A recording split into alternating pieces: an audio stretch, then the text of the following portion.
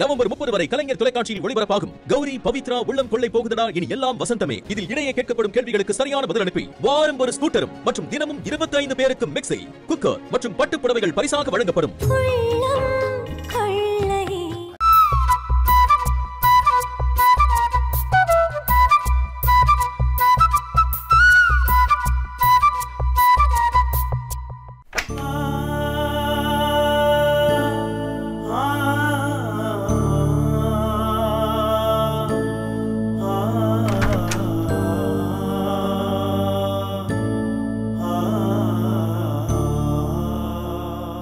அப்பா பாட்டி இப்பெல்லாம் ரொம்ப சோகமா இருக்காங்க. அவங்க எதையோ யோசிச்சுட்டே இருக்காங்க. நான் அவங்கள சிரிக்க வைக்க கூட பார்த்தேன். ஆனா அவங்க சிரிக்கவே இல்லை, கோவமாவே இருக்காங்க. இப்ப கூட நான் கோவிலுக்கு போய் பாட்டியோட எல்லா பிரச்சனையும் சரியாகணும்னு, அவங்க ஹாப்பியா இருக்கணும்னு வேண்டிக்கிட்டேன். அதே மாதிரி நான் உங்ககிட்டயும் அம்மா கிட்டயும் வேண்டிக்கிறேன்ப்பா. பாட்டியோட பிரச்சனை சரியாகணும். அவங்க பழைய மாதிரி என் கூட சந்தோஷமா பேசி சிரிக்கணும். பவி,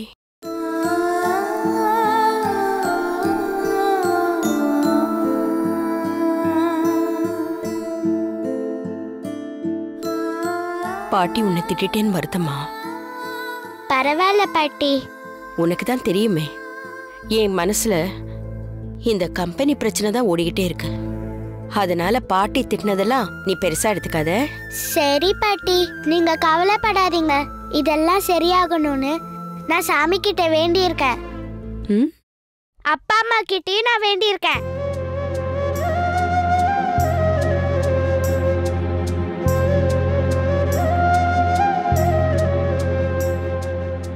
அம்மா மட்டும் இருந்தா இப்படிலாம் உங்களுக்கு ஆயிருக்காதுல. ஆமா பாட்டி, அப்பா சொல்லியிருக்காங்க, அம்மாவை தான் நீங்க உங்களோட அதிர்ஷ்டம் சொல்லுவீங்களாமே. அம்மாவை தான் நீங்க எல்லாத்தையும் செய்ய சொல்வீங்களாமே. அம்மா இல்லைன்னா என்ன? அதான் இப்ப நான் வந்துட்டேனே. என்னையும் நீங்க அப்படி நினைச்சுக்கோங்க பாட்டி. உங்களுக்கு என்ன வேணாலும் என்கிட்ட சொல்லுங்க, நான் செய்றேன் பாட்டி. என்ன பவி, உங்க அப்பா ஒரு தடவை கூட என்னை பத்தி குறையா எதுவும் சொன்னதே கிடையாதா? அப்படிலாம் சொன்னதே இல்லை பாட்டி. அப்பா எப்பயுமே உங்களை பத்தி பெருமையா தான் சொல்லுவாங்க. நீங்க எல்லாருக்கும் உதவி பண்ணுவீங்க, எல்லாருக்கிட்டையும் பாசமா இருப்பீங்க, இப்படிதான் உங்களை பத்தி சொல்லுவாரு. நிஜமாவா? என் மேல ப்ராமிஸ் பாட்டி. சே, நான் விளையாட்டுக்கு தான்மா கேட்டேன். இதுக்கு எதுக்கு ப்ராமிஸ் எல்லாம்? நானும் உங்களை பார்த்ததுக்கு அப்புறமா தான் புரிஞ்சுது. அப்பா சொன்ன மாதிரி நீங்க ரொம்ப பாசமானவங்க. அதனால தானே அன்னைக்கு என்ன ரோட்ல பார்த்துட்டு உடனே உங்க கூடவே வீட்டுக்கு கூட்டிட்டு வந்துட்டீங்க.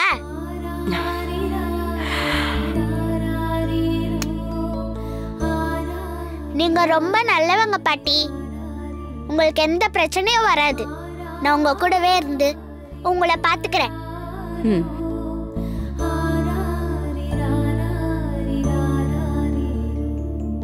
அம்மா இல்லைன்னா என்ன? அதான் இப்ப நான் வந்துட்டேனே. என்னையும் நீங்க அப்படி நினைச்சுக்கோங்க பாட்டி. என்ன பாட்டி யோசிக்கிறீங்க? ஒண்ணும் இல்லம்மா. இங்க நடக்கிற பிரச்சனை எல்லாம் சரியாகணும்னா பவித்ரா கையால இந்த செக்கை கொடுக்கறது தான் சரின்னு தோணுது. சொல்லுங்கம்மா, கூப்பிட்டீங்களா? உட்காருங்க, சொல்றேன்.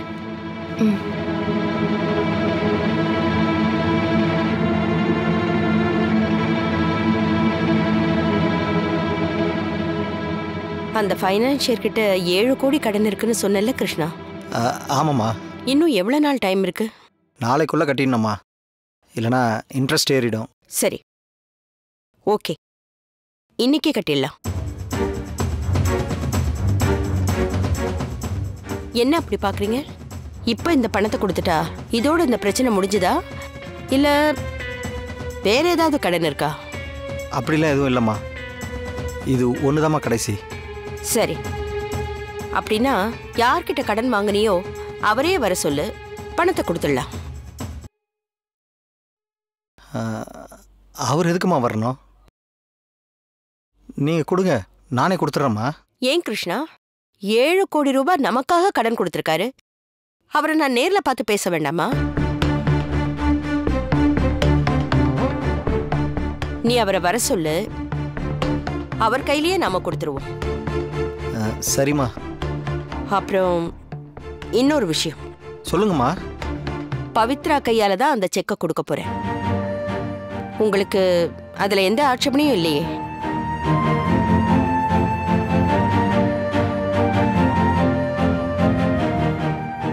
என்ன பவித்ரா கையாலையா? என்னத்த இதெல்லாம்? ஏன், அதுல என்ன தப்பு இருக்கு? அவ நேத்து வந்தவத்த அவ கையால செக்க கொடுக்க போறேன்னு சொல்றது கொஞ்சமாவது நல்லா இருக்கா?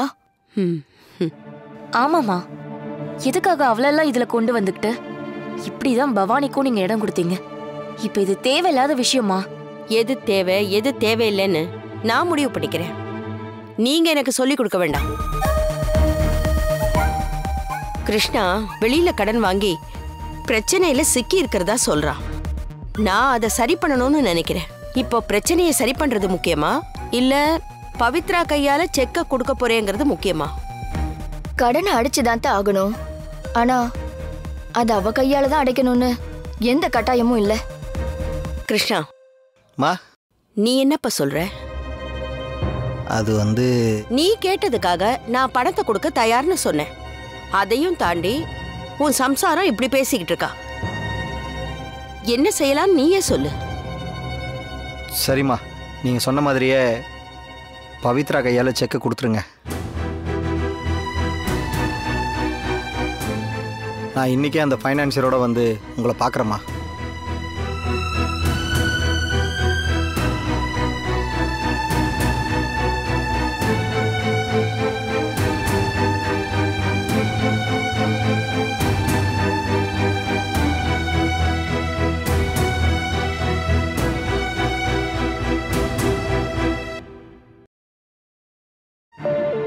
என்ன நீ சாப்பிடாம உட்காந்துருக்கீங்க? பவித்ரா கையால தான் செக்க கொடுப்பேன்னு அத்தை சொன்னது நினைச்சா எனக்கு செம கடுப்பா இருக்கு ஜோதி. இதுல என்னத்த சாப்பிட சொல்ற? அம்மா முடிவு பண்ணிட்டாங்க, நம்ம இதுக்கு மேல என்ன பண்ண முடியும்? சாப்பிடுங்க.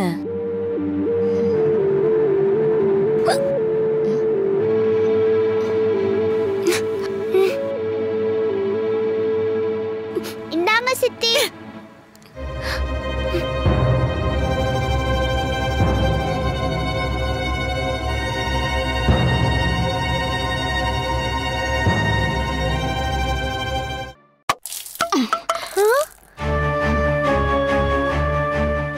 ஏய், உன்கிட்ட யாராவது இப்ப தண்ணி வேணும்னு கேட்டாங்களா?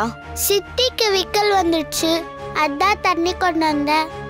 அதுல ஒன்றும் தப்பில்லையே தே. நீ ரொம்ப நல்லவ மாதிரி நடிக்காத. இப்படி நடிச்சுதான் உங்க அம்மா அத்தையை ஏமாத்துனா இப்ப நீ வந்திருக்க. என்ன பாக்குற? பவானியோட ரத்தம் தானே நீ. அவ புத்தி தானே உனக்கு அப்படியே இருக்கும். ஏன் தான் அப்படி பேசுறீங்க? அப்படிதாண்டி பேசுவேன், அப்படிதான் பேசுவேன். என்ன என்ன பண்ணுவ நீ? அண்ணி விடுங்க நீ. அப்படியெல்லாம் விட முடியாது ஜோதி. நம்ம 2 பேரோட பிள்ளைங்க இருக்கிறப்ப அது என்ன இவளுக்கு மட்டும் இவ்வளவு முக்கியத்துவம்? இவ அப்படியே பெரிய அதிர்ஷ்டலட்சுமி. இவ கையால செக்கு கொடுத்தாதான் இந்த வீட்டோட பிரச்சனை எல்லாம் சரியாகுமா அப்படின்னு பாட்டி நினைக்கிறாங்க தே.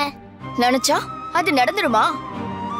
இதே மாதிரிதான் உங்க அம்மாவை நினைச்சாங்க, நடந்துதா? என்னதான் பால் ஊத்தி வளர்த்தாலும் பாம்போட குணம் மாறாதுன்னு சொல்லுவாங்க. அப்படிதான் நீயும் உங்க அம்மாவும். உன்னால இந்த வீட்ல எதுவுமே சரியாக போறதில்ல. இல்ல தே, சரியாகும். எனக்கு நம்பிக்கை இருக்கு. அன்னைக்கே மாணிக்க தாத்தா சொன்னாரு, என்னால இங்க இருக்கிற பிரச்சனை எல்லாம் சரியாகும்னு. கண்டிப்பா அது நடக்கும் தே.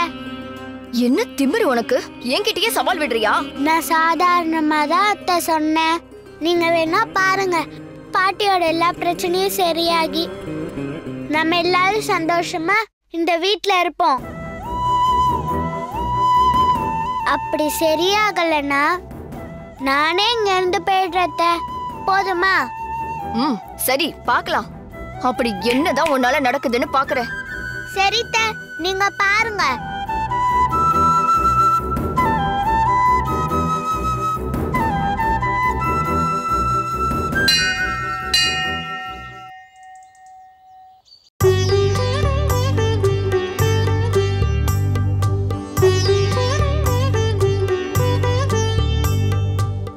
ஐயா, இத சாமி கிட்ட வச்சு கொடுங்க.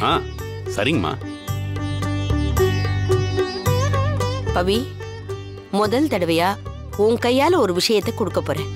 இத நமக்கு ஒரு இழப்புங்கிறத தாண்டி இதுல இருந்து மீண்டு வரணும்னு நல்லா வேண்டிக்கோ, சரியா? சரி பாட்டி.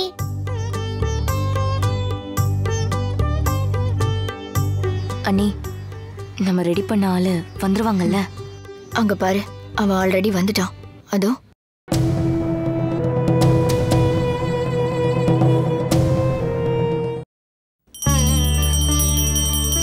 ஓம் பூவில் உரைப்பவளே போற்றி, ஓம் பூஜைக்குரியவளே போற்றி, ஓம் தூய்மை மிக்கவளே போற்றி, ஓம் தென்றலாய் குளிர்பவளே போற்றி, ஓம் தாமரை கன்னியே போற்றி, ஓம் தீமை களைபவளே போற்றி, ஓம் நானிலம் காப்பாய் போற்றி போற்றி.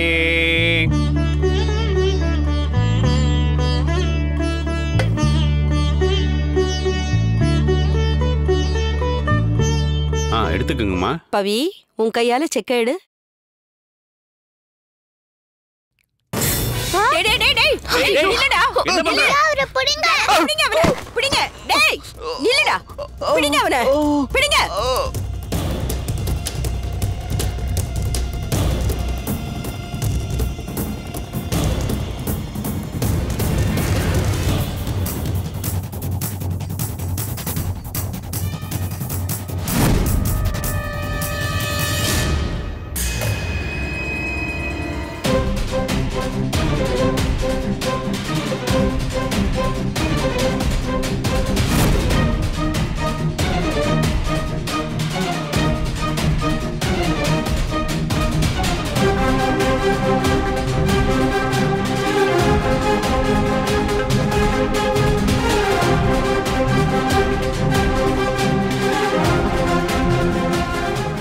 ஏன்த, இதான் இவளோட ராசியா? செக்க குடுக்கறதுக்கு முன்னாடியே அதை எவனோ எடுத்துட்டு ஓடி போயிட்டான். நீங்க கொஞ்சம் சும்மா இருக்கீங்களா? சரித்த, இப்ப செக் எடுத்துட்டு போயிட்டானே, என்ன பண்றது? ஒன்னும் பிரச்சனை இல்ல.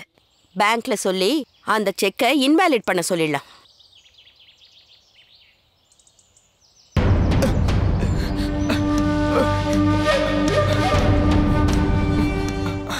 அது ஓடுறாரு. ஏய் ஏய் ஏய், டேய் டேய், நில்லுடா. பவி, போகாத, நில்லு. போகாத பவி, நில்லு. பவி, பவி, ஏய் நில்லு.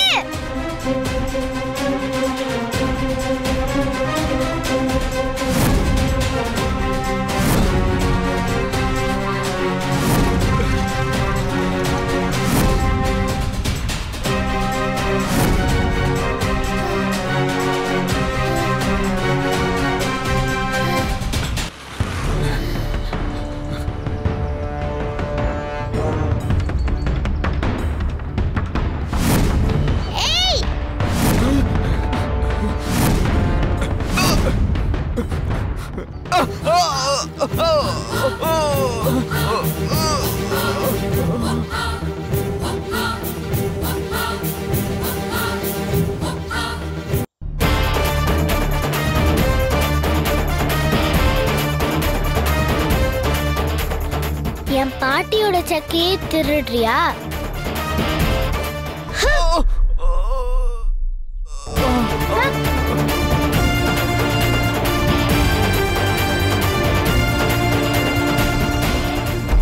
என்ன நீ? அந்த குட்டி பிசாசு அவனை துரத்திட்டு போயிருக்கு. ஒருவேளை பிடிச்சிருமோ? ஆமா, அவ பெரிய பிடி உஷா, நீ வேற.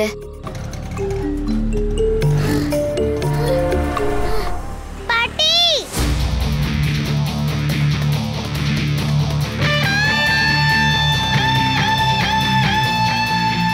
நம் பாட்டி, உங்க செக்கு. எப்படி பவி? பின்ன உங்க செக்கை இன்னொருத்தவன் திருடிட்டு போறான், அதை நான் விட்டுருவேனா? அதான் ஓடி போய் பிடிச்சிட்டேன். என் கையால இந்த செக்கு கொடுக்குறேன்னு சொல்லியிருக்கீங்க, அதை நான் காப்பாத்தணும்ல பாட்டி. சரி வா, கோயிலுக்கு போய் சாமி கும்பிடுவோம். வா. அண்ணி, இவ என்ன பிடி உஷாவான்னு கேட்டீங்க, ஆனா இவ குட்டி விஜயசாந்தி மாதிரி ஆக்ஷன் பிளாக்ல பண்றா. என்ன ஏன் கேக்குற? எல்லாம் இறந்து போன உன் அக்காவை தான் கேட்கணும். அவள மாதிரி ஒரு அப்ராணிய பெத்து போடுவான்னு பார்த்தா நல்ல இப்படி ஒரு அராத்த பெத்து போட்டிருக்கா. எல்லாம் நம்ம நேரம்.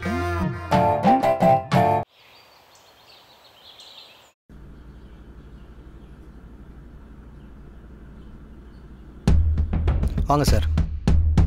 அம்மா, இவர் தான் சர்க்குணம் சார்மா. அன்னைக்கு சித்தி பர்த்டே ஃபங்க்ஷனில் பார்த்தோம்ல. உட்காருங்க. உட்காருங்க சார். Thank you madam.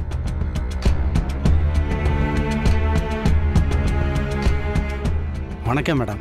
வணக்கம். ஃபங்க்ஷனில் உங்கள்கிட்ட சரியாக பேச முடியல. ஆக்சுவலாக பார்த்தீங்கன்னா எனக்கு முதல்ல கிருஷ்ணா சாரை தான் தெரியும். அவர் மூலியமாக தான் காயத்ரி மேடத்தோட அறிமுகம் கிடைச்சது. நான் அன்னைக்கு பார்த்தப்போ நீங்கள் காயத்ரிக்கு தான் ரொம்ப நெருக்கமானவராக தெரிஞ்சுங்க.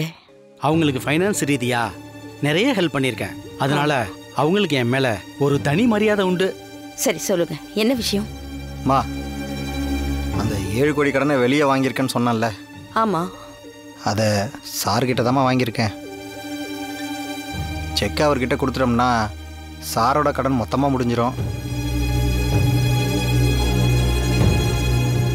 என்னடா காயத்ரி மேடத்துக்கு தெரிஞ்சவனா இருந்துட்டு பணத்தை கேட்டு அர்ஜென்ட் பண்ணுறானேன்னு நினைக்க வேண்டாம்.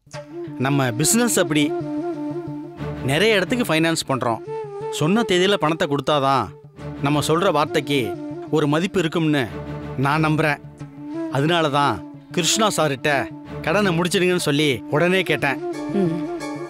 அதுவும் இல்லாம இப்ப நம்ம பணத்தை செட்டில் பண்ணலனா வட்டி தான் ஏறும். சரி, கொடுத்துடலாம். பவித்ரா, இங்க வா. தோ வரப்பட்டி. இந்தா, இத அந்த சார்கிட்ட உன் கையால கொடு.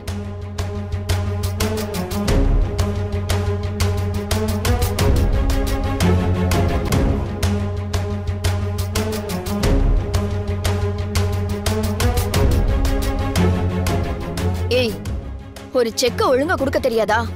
உனக்கு எல்லாம் அறிவில்ல? சரிதா, அவ சின்ன பொண்ணு, கை தவறி கீழே போட்டிருப்பா. அதுக்கு எதுக்கு கத்துற? பவி, அதை எடுத்து கொடுமா.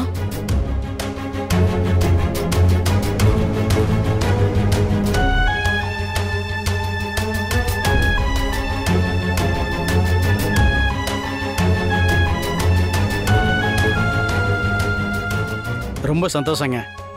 இதுக்கப்புறம் ஏதாவது உதவி தேவைப்பட்டாலும் நீங்கள் தயங்காமல் கேளுங்க. எவ்வளவு பணம் வேணாலும் நான் ஏற்பாடு பண்ணி தரேன். பரவாயில்லைங்க, இதுக்கு மேலே எதுவும் வேணாம். ரொம்ப நன்றி. மா, அப்போ நான் சாரோட போய் லீகல் ஃபார்மாலிட்டிஸ்லாம் முடிச்சுட்டு வந்துடுறேம்மா. ம். வாங்க சார். வரேங்க. வாங்க.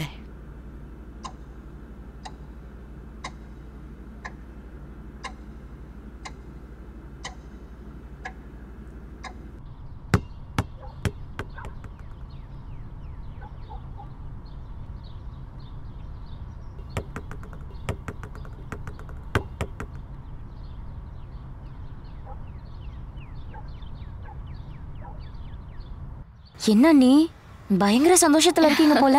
பின்ன பணம் வர போகுதுல, சந்தோஷம் வராம எப்படி இருக்கும்? எப்படியோ அம்மா ஒரு வழியா.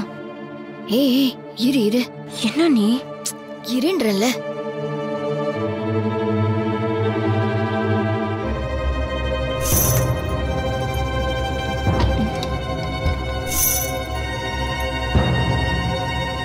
இரு.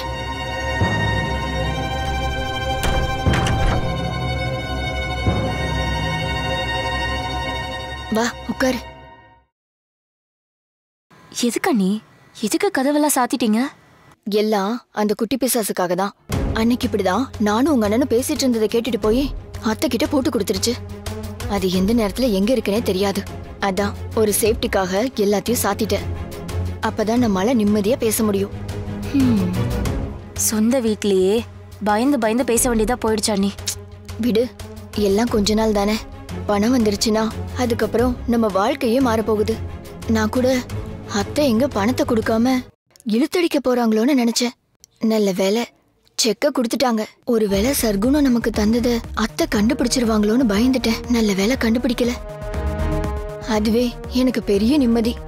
ஆனா அத பவித்ரா கையால கொடுத்ததுதான் கடுப்பா வருது. அதை விடுங்க, நமக்கு பணம் வர்றது தானே முக்கியம். அப்புறம் என்ன? சரி ஜோதி, நம்ம பிளான் போட்ட மாதிரியே அத்தை கையில இருந்து அட்வான்ஸ் காசை வாங்கியாச்சு. இதே சூட்டோட ரிஜிஸ்ட்ரேஷனையும் முடிச்சிடணும். ஆமா நீ, இல்லனா அம்மா மனசு எப்ப மாறும்னே தெரியாது. ஆனா இனிமே அப்படிலாம் பேச முடியாதே. அப்படி முடிவை மாத்தணும்னா அட்வான்ஸ் பணம் 10 கோடி எடுத்து வைக்கணும். அவ்வளவு பெரிய அமௌண்ட்டுக்கு அத்தை எங்க போவாங்க? அதுவும் கரெக்ட் தான். முதல்ல பணம் வந்ததும் என் வீட்டுக்காரர்கிட்ட பேசி தனியா ஏதாவது தொழில் பண்றதுக்கான வேலையை ஆரம்பிக்க சொல்லணும். நான் மட்டும் சும்மாவா? காசு வந்ததும் விசாக்கான வேலையை ஆரம்பிச்சிருவேன்ல. அப்படின்னா இதுக்கப்புறம் நம்ம வாழ்க்கையில எந்த பிரச்சனையும் இல்ல, அப்படிதானே? கண்டிப்பா நீ. யாரு தடுத்தாலும் நம்ம லைஃப் ஸ்டைல் மாற போறத தடுக்கவே முடியாது. அதெல்லாம் இருக்கட்டும், அந்த சர்க்குணம் அத்தை கிட்ட இருந்து பணம் வாங்கினாரே, அந்த பணத்தை நம்ம கிட்ட கொடுத்துருவாருல்ல? அது எப்படி கொடுக்காம போவாரு? சித்தி தான் நம்ம பக்கம் இருக்காங்கல்ல. சர்க்குணம் பணத்தை வாங்கியிருந்தாலும் அது சித்தியோட பணம் தான். இந்த பிரச்சனை எல்லாம் முடிஞ்சதும் சித்தி நமக்கு செட்டில் பண்ண வேண்டியதை கரெக்டா செட்டில் பண்ணிடுவாங்க. நீங்க பயப்படாம வாங்க நீ.